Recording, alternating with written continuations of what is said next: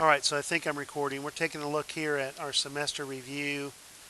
For this problem, we have a rational equation, rational ratio. The idea is to get a common denominator. Um, we can do this one of a couple of ways. I see that I do have a common denominator, but the terms are on the other side of the equations.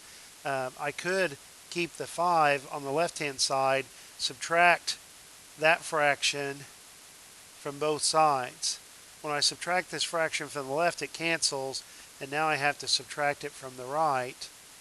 And hey, look, I do have a common denominator there. I'm going to write 5 as 5 over 1. This common denominator is x plus 2. And in the numerator, I have x minus 2. So one way to solve this equation is referred to as a proportion. And you guys seem to do very well with cross multiplying when you have a proportion. See, I couldn't have done it before because I didn't have a fraction equal to a fraction. But now with this proportion, I can take 5 times the quantity x plus 2, and 1 times the quantity x minus 2 just gives me x minus 2. So let's distribute the 5. I've got 5x plus 10. I need to get the variables on one side and the numbers on the other side. I'm going to collect my variables on the left-hand side. I'm going to subtract x from both sides and get 4x plus 10 is equal to negative 2. I'm going to subtract 10 from both sides and get a negative 12.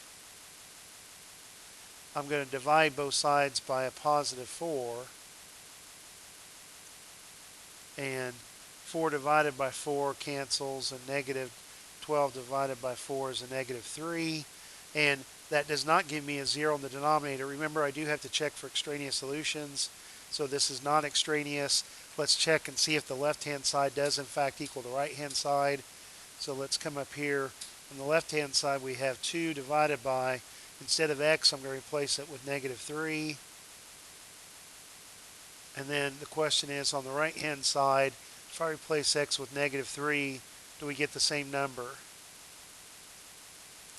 So on the left-hand side, this denominator is negative 1. Positive 2 divided by negative 1 is negative 2. And negative 2 plus 5 is a 3. And over here, what do we have? We've got in the denominator a negative 1, because negative 3 plus a positive 2 is negative 1. Negative divided by negative cancels. Hey, they're equal to each other, so this checks. Pretty confident now that that's the correct solution. Talk to you later.